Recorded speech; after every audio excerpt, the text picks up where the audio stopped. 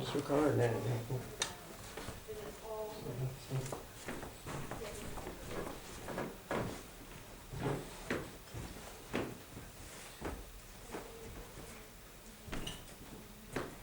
I don't want you to laugh now when I say this, folks, right? I'd like to thank you all for coming along tonight to discuss the crisis that faces pedestrians. We've received messages of support from the Road Safety Authority, Bus Connects and the Irish Road Haulage Association. The purpose of the Pedestrian Rights Organisation is to ensure that the rights of pedestrians are adequately recognised in law and that sufficient resources are provided to ensure the safety of pedestrians in rural areas, in towns and in cities and in all urban environments. We recognise that cyclists and motorists are also pedestrians whenever they descend onto the footpath, and their safety is an allied concern. Every year hundreds of pedestrians are injured on Irish roads, and it goes without saying that pedestrians are among the most vulnerable of all road users. According to Road Safety Authority statistics, in any given year, pedestrians usually account for about 30% of all casualties, including persons killed or injured in road traffic accidents on Irish roads. In 2016, 35 pedestrians were fatally injured in road traffic collisions across Ireland, which represented about 20% of all road fatalities for that year. In urban areas, pedestrians particularly are vulnerable. For example, in 2016, half the fatalities recorded on Dublin roads were pedestrians. Road Safety Authority figures for 2018 showed that of 143 road fatalities in Ireland, 57 were drivers, 20 were passengers, 15 were motorcyclists, 9 were pedal cyclists, and 42 were pedestrians. Newspapers are regularly full of articles highlighting the dangers faced by pedestrians, are faced by cyclists, but nearly 5 times more pedestrians are killed than cyclists, and yet few if any articles about the risks to pedestrians are published. Indeed, several newspapers have published articles that seem anxious to blame pedestrians for their own deaths, with articles focusing on mobile phone use by pedestrians and on dead pedestrians having alcohol in their blood. The tenor of these articles appear to be a justification for the pedestrians being killed. It's high time that the rights of pedestrians were properly recognised. It would appear that pedestrians have responsibilities but no rights.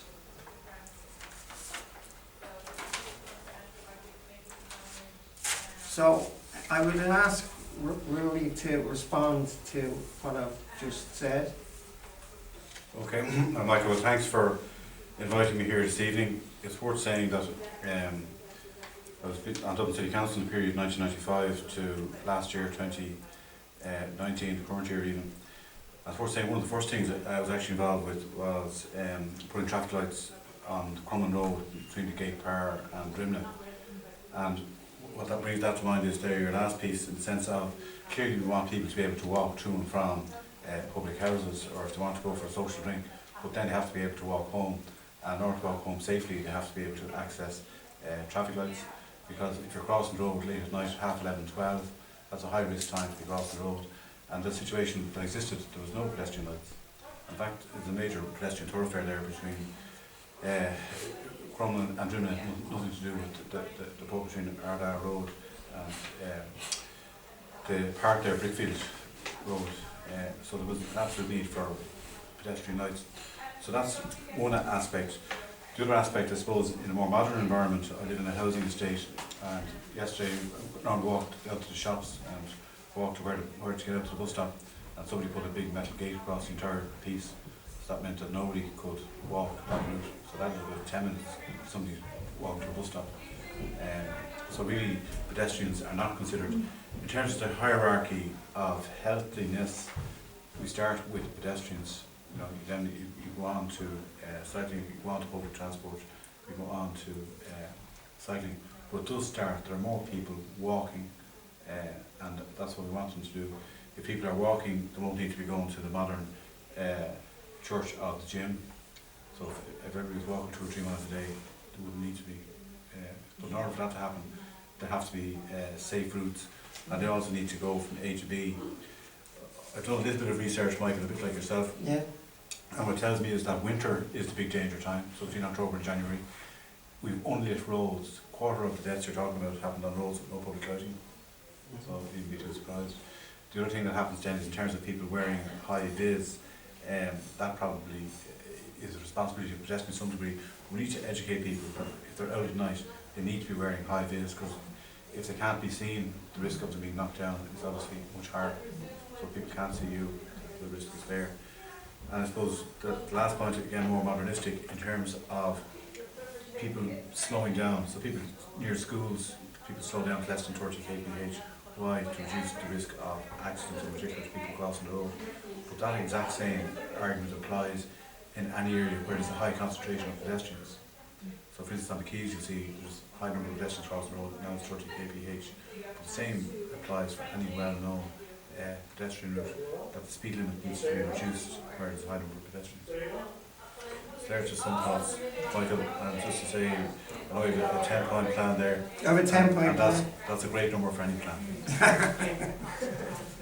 Yeah, Alison, would you like to say something? Basically, my interest would be about what they call shared surface. You know, the whole O'Connell Street and shared spaces in Civic Plaza. Civic Plazas. The style now seems to be to have it just like no curbs and all sort of just visually sort of segregated. But still, you know, there's no demarcation. No order really. There's no order really. Yeah. And particularly if vehicles. I mean, I know Grafton Street. I've just walked up it. You know, seems to work well, and Henry Street. But other places that where there is some vehicular access, you know, what study has been done as to show, does it change driver kind of instincts when they see pedestrians? The pedestrian is always vulnerable, and you know, they panic, and I'm just not sure what the new research is about, and you know, what supports this whole shared space. That's my question. No, I don't think it Is there information, other studies done? It's interesting. I suppose Holland is the most advanced country in terms of, you know, cycling, but shared spaces. I remember we were in Leeuwarden, which is actually a small Dutch city in the north of Holland. But in the city centre area there, they would have cyclists, pedestrians, and cyclists all in the same area. But you would feel perfectly safe. The reason for that is everybody is very well behaved. So the cars were going quite slowly. The small number of cars. The cyclists were also going relatively slow speeds. But it was behaviour. They were conscious. So while they do, where you have lots of cyclists, you'll find they've segregated routes. But actually in the city centre, there are shared spaces. Because if you think of a space, you know, different hours of the day, if it's a narrow city centre space and you want it to be used, dividing it into 3 bits is going to be problematic. But it's only going to work a bit like what you're saying if there's good behaviour. And remember, pedestrians always have priority. The only bit I remember from the rules of the road when learning to drive is pedestrians, even when they're wrong, have priority. There's absolutely, if you see a pedestrian on the road, stop. Doesn't matter whether they're meant to be there or not. If you should assume they're going to step out in front of you even if they don't, right? In terms of you know, a safety assumption. But we need to reinforce those. It seems to me like some of the rules of the road are not well taught. Not observed, they're not enforced. And that's the reason I would say they're not well taught. And I think to your point on enforcement, when I was growing up, and maybe I was very naive, right? But I was certainly led to be, I did see Gardaí pulling up bikes for lack of lights, right? So that did actually happen. The reports I hear now is that does not happen. No, they're too busy, or they're But it's back to basics, a bit like, one broken window gives rise to problems. Well, one thing not attended to, and particularly when people are young, it's the best chance to educate them. John, have you something to say? Did you get the moment, Michael? What's your Well, I think experience that as a cyclist? What would I you think say? the highways is very important. Yeah. And as well as that, the cyclists breaking pedestrian rights, but motorists as well. Oh, They're yeah. flying through them when they're already gone red, and if somebody hears especially a blind person, the Yeah. green man comes on and that beep happens, people have stepped out and there's still maybe 2 cars racing through. Yeah. I think, that's really lethal. Yeah. It's highly dangerous.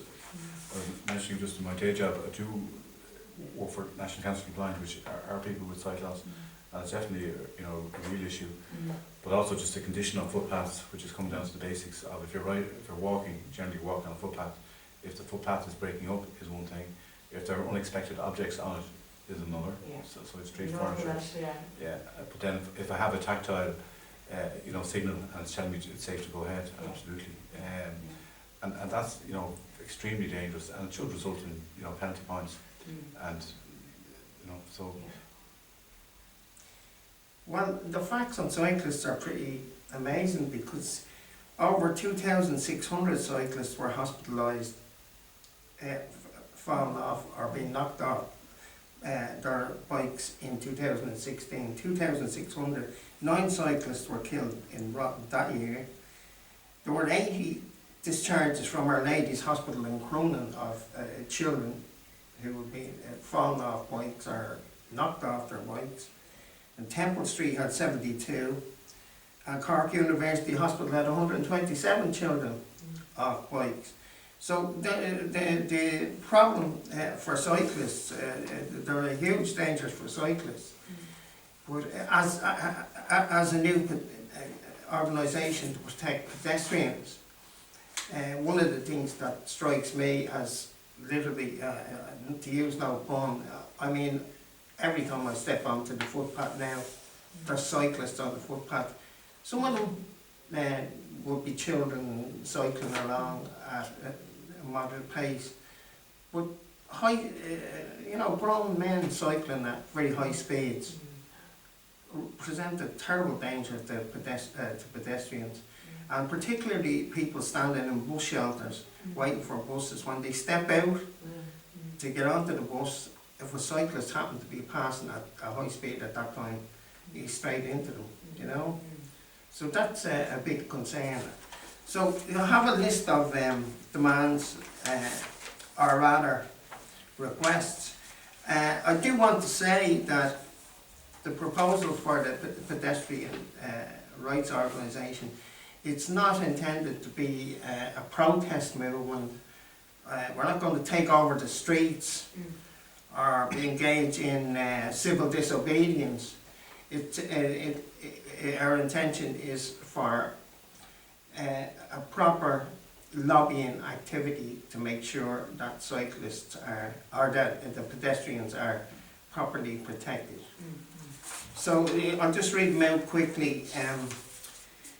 The first demand of the Pedestrians Organisation that the deplorable state of footpaths in the city of Dublin be addressed, and that more attention be given to the design of footpaths to ensure their durability, that the safety of pedestrians should come ahead of cosmetic considerations, and that when pavement slabs are damaged that they be repaired immediately.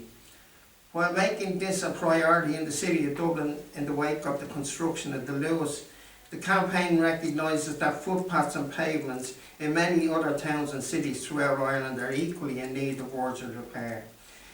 2. That more pedestrian crossings and pedestrian bridges be constructed, and that more consideration be given to the essential requirements of pedestrians when new roads are being constructed. That the durations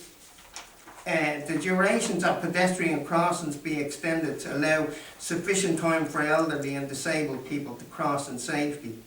That the risks inherent for pedestrians in the widespread fouling of pavements by footpaths by dogs be taken more seriously by local authorities, and that more severe penalties be introduced and enforced against dog owners who disregard the existing laws.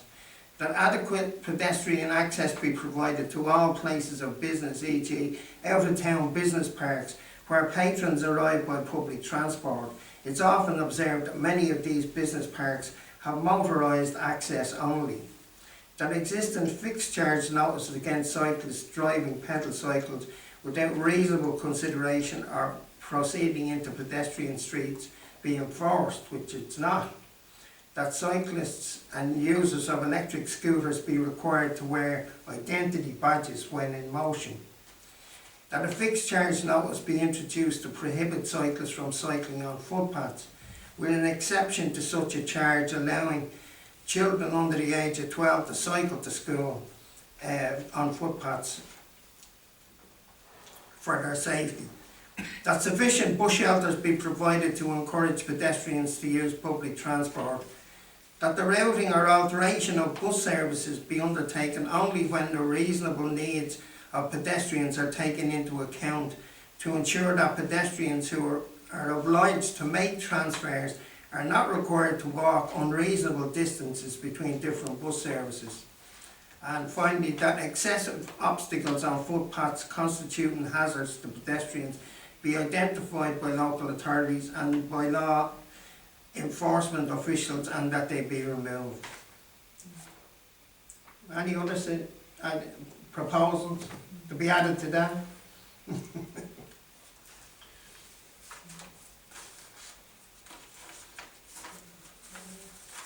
Suppose public lighting might be one. Public lighting, yes, that we should have that public lighting, I'll add that to the list. There's a safety piece to that, both in the Yes. sense of first sort of vehicle, but also just that pedestrians feel safe. Yeah. Yeah. Okay.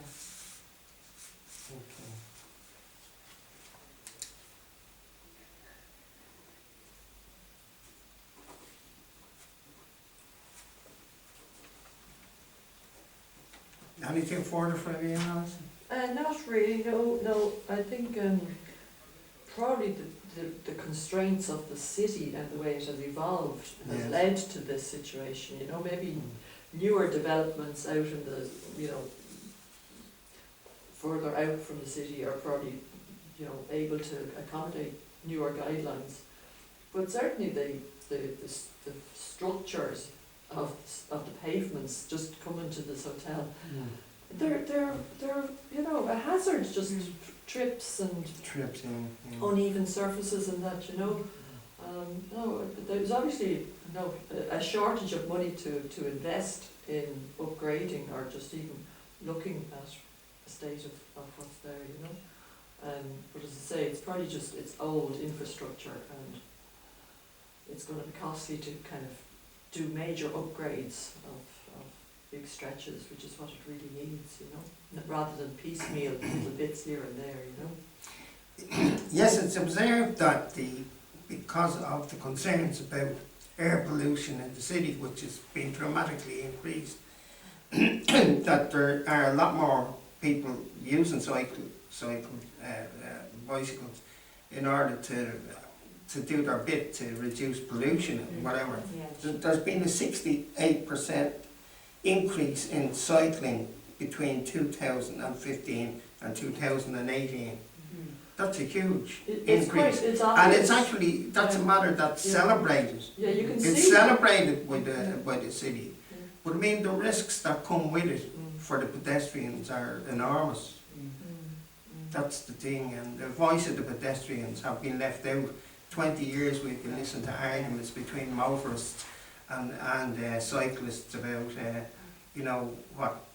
and the need for cycleways, and we've been listening to that for 20 years, but the voice of the pedestrian has been left completely out.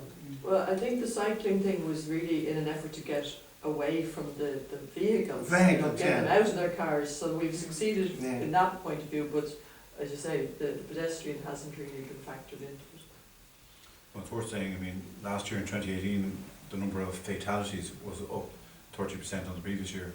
So it's Of 20 of pedestrians. No, Pedestrians. pedestrians. Went from 32 to 41. Yeah.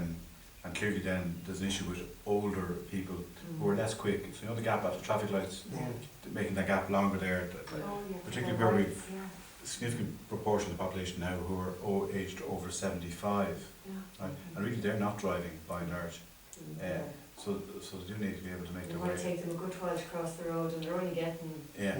it's gone to amber too quick, and Yeah. yeah. Well, it just might be subjective on my part, but I think I remember the gaps being longer at one time, Yeah, and yeah. maybe because of the volume of traffic and because of congestion, Yeah. that the gaps for pedestrians have been, the duration for pedestrians appear to be reduced. It's something I haven't got figures on, but I'd have to look into it.